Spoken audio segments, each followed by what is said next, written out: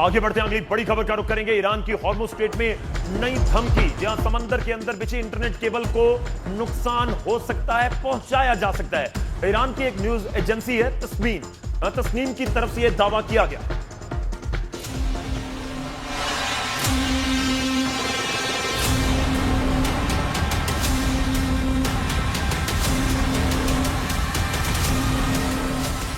Iran की तैयारी समंदर के अंदर दुनिया की लाइफलाइन काटने की है। उसकी नई धमकी तो यही कहती है, क्योंकि ईरान ने कहा हॉर्मुज समंदर के अंदर बिछी इंटरनेट केबल को निशाना बनाया जा सकता है।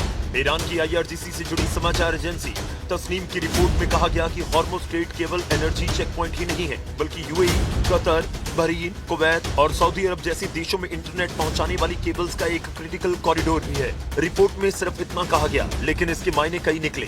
कहा गया कि रिपोर्ट केवल एक एक्सप्लेनर नहीं है, बल्कि इसकी आड़ में ईरान ने दुनिया को धमकी दी है। बताया कि उसकी नजर खाड़ी देशों तक जाने वाली इंटरनेट केबल पर है, जो उसका मूड खराब होते ही तहस नहस हो सकती है। और अगर ऐसा हुआ तो केवल खाड़ी देशों ही नहीं, बल्कि भारत पर भी इसका असर पड़ सकता है, क्योंकि हॉर्मुज में समंदर के अंदर बिछी तारें भारत की भी डिजिटल लाइफलाइन है।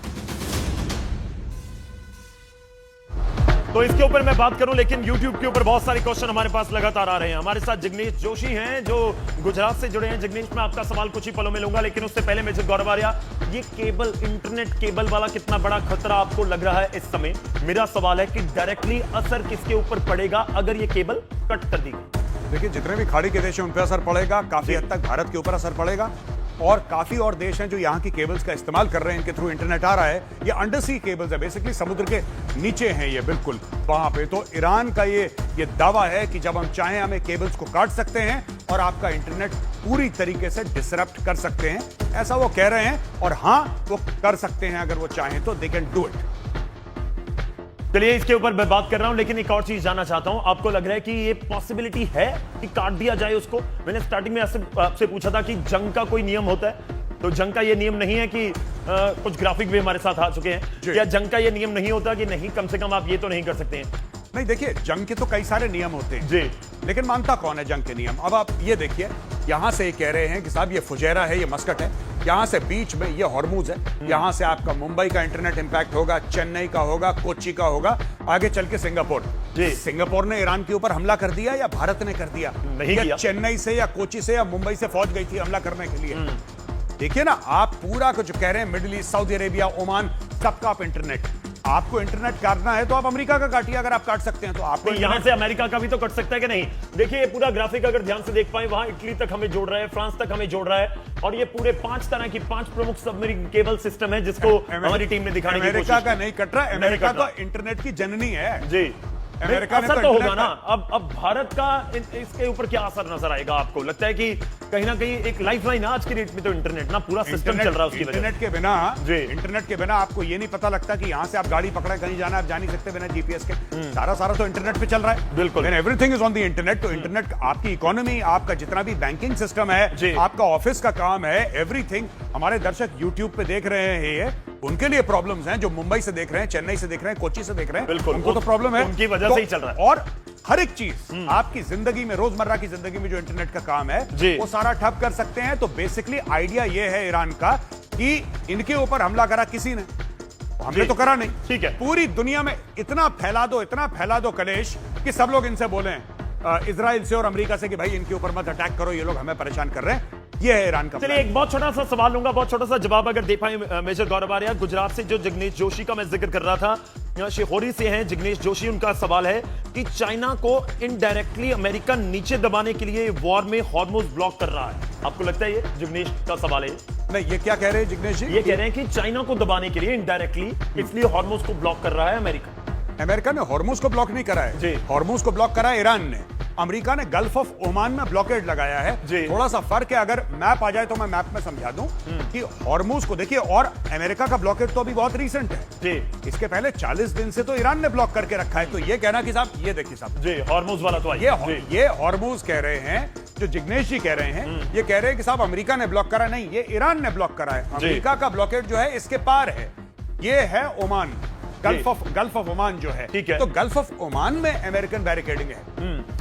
चलिए उम्मीद करता हूं जिग्नेश आपका जवाब आपको मिला होगा, लेकिन कहीं ना कहीं रणनीति अंतरराष्ट्रीय स्तर पर किस तरह से आगे बढ़ती है वो भी एक बड़ा सवाल जरूर रहता है। YouTube पर लगातार हमारे दर्शक हमारे साथ जुड़ रहे हैं। जुड़िए, आप भी जुड़िए, अपना सवाल पूछिए, मैं आपका जवाब देने की कोशिश करूंगा। मेजर गौरव आर्या से आप सवाल पूछ सकते हैं, अपना नाम लिखिए, शहर का नाम लिखिए और YouTube के ऊपर जाकर कमेंट कीजिए, आगे बात करेंगे। लेकिन इस बीच नजर डालते हैं 20 बड़ी खबरों के ऊपर। इजराइल के रक्षा मंत्री इजराइल काट्ज़ ने कहा खामेनेई का खानदान खत्म कर देगा इजराइल, ईरान को पाषाण काल में भेजने की भी चेतावनी। मुस्तफा खामेनेई पर डोनाल्ड ट्रंप का बयान, कहा पता नहीं ईरान को इस वक्त कौन चला रहा है। मुस्तफा खामेनेई को अमेरिका और इजराइल से खतरा, गुप्त ठिकाने से कमांडरों को सील बंद लिफाफे में जारी कर रहे हैं ऑर्डर।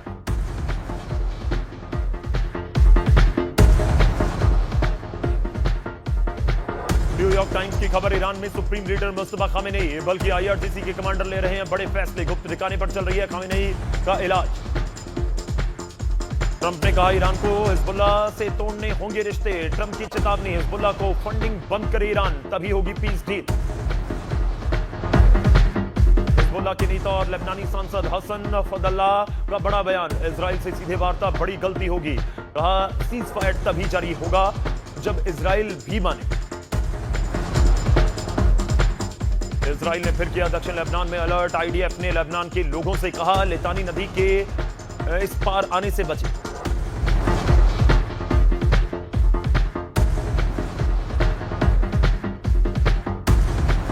और इस बीच एक बड़ी खबर आ रही है, उसका रुख करते हैं। बोर्ड सिस्टम से चल रहा है ईरान, द न्यूयॉर्क टाइम्स की रिपोर्ट है, मैं उसका रुख कर रहा हूं। एक बड़ी खबर है, न्यूयॉर्क टाइम्स की रिपोर्ट में बड़ा दावा किया गया है, ईरान में असली ताकत सेना के पास पहुंच चुकी है। ये रिपोर्ट दावा कर रही है, रिपोर्ट कह रही है कि जनरल्स बड़े बड़े फैसले ले रहे हैं। इस समय ईरान को कौन चला रहा है, वहां के जनरल्स। ये न्यूयॉर्क टाइम्स की रिपोर्ट दावा कर रही है, करीबियों पर भरोसा कर रहे हैं मुस्तफा। रिपोर्ट ये भी कहती है कि करीबी पुराने चेहरे हैं जिनके ऊपर भरोसा किया जा रहा है।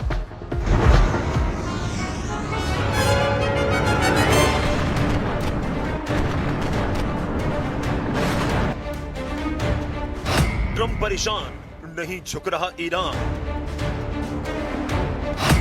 ईरान ने बदला अपना गेम। एक्शन में ईरान के पुराने खिलाड़ी। ये तस्वीरें हैं ईरान अमेरिका इजराइल के युद्ध की, जब ट्रंप को लगा था कि ईरान अब झुक जाएगा, रजीम बदल जाएगी, लेकिन ईरान हर मोर्चे पर खड़ा है। सवाल यही है कि आखिर ईरान को कौन चला रहा है, हालांकि ट्रंप को भी नहीं मालूम कि ईरान का बॉस कौन है। They are in, you know, they know who the leader is in this country. We don't know who the leader is in Iran. Because remember, regime change. Khomeini is gone. He's gone to greener pastures. He's gone, and all of his team is gone. Then a second group came in. They're all gone. The New York Times की report दावा करती है कि अब Iran में असली ताकत फौज के पास पहुंच चुकी है। मुस्तफा खामेनेई के करीबी ईरान से जुड़े फैसले ले रहे हैं। हॉर्मुज का मुद्दा हो या अमेरिका से वार्ता, इसमें ईरान की सेना का पूरा दखल है। द न्यूयॉर्क टाइम्स की रिपोर्ट में पूर्व सलाहकार महमूद अहमदी नेजाद के हवाले से लिखा है कि मुस्तफा देश को ऐसे चला रहे हैं जैसे वो किसी कंपनी के डायरेक्टर हों। ईरान की सत्ता अब एक बोर्ड सिस्टम जैसी हो चुकी है। मुस्तफा बोर्ड ऑफ डायरेक्टर्स के चेयरमैन की तरह हैं। फैसले बोर्ड करता है, जनरल्स ही असली बोर्ड मेंबर हैं। मतलब मुस्तफा नाम के सुप्रीम लीडर हैं, असली ताकत कई ताकतवर जनरल्स के पास है। बड़े बड़े फैसले ले रहे हैं, जिसमें सबसे पहला नाम है IRGC commander in chief brigadier general Ahmad Vahidi का। सुप्रीम नेशनल सिक्योरिटी काउंसिल के नए प्रमुख general Zolghadr, parliament speaker Mohammad Baqer Ghalibaf, जो आईआरजीसी के पूर्व कमांडर भी हैं, general Yahya Rahim Safavi, Ali Khamenei और मुस्तफा खामेनेई, दो सुप्रीम लीडर्स के मिलिट्री एडवाइजर हैं। द न्यूयॉर्क टाइम्स की रिपोर्ट के मुताबिक खामेनेई 13 साल के थे। इराक युद्ध में लड़ने के लिए खुद उन्होंने हिस्सा लिया। आईआरजीसी की हबीब बटालियन में जुड़े। बटालियन के सदस्य से उनके रिश्ते अच्छे हैं। अब हबीब बटालियन के कई सदस्य प्रभावशाली सैन्य और खुफिया पदों पर पहुंच गए। हबीब बटालियन से मुस्तफा खामेनेई के करीबी दोस्तों में गार्ड्स की पूर्व खुफिया प्रमुख मौलवी हुसैन ताइब और जनरल मोहसिन रज़ाई हैं, जिन्होंने 1980 के दशक में उन्हें कमांड और जिन्हें रिटायरमेंट के बाद वापस बुलाया गया है। कालीबाग भी मुस्तफा के पुराने दोस्त हैं। खामेनेई, हुसैन ताइब, कालीबाग कि तिकड़ी 2009 में चर्चा में रही थी। तिकड़ी पर 2009 के राष्ट्रपति चुनाव में दखल देने का आरोप लगा था। खैर, मुस्तबा बिना और अपनी करीबियों पर ज्यादा भरोसा कर रहे हैं। मुस्तबा के करीबी जनरलों ने ही हॉर्मुज़ स्ट्रेट बंद करने का फैसला लिया। इन्हीं ने सीज फायर को मंजूरी दी।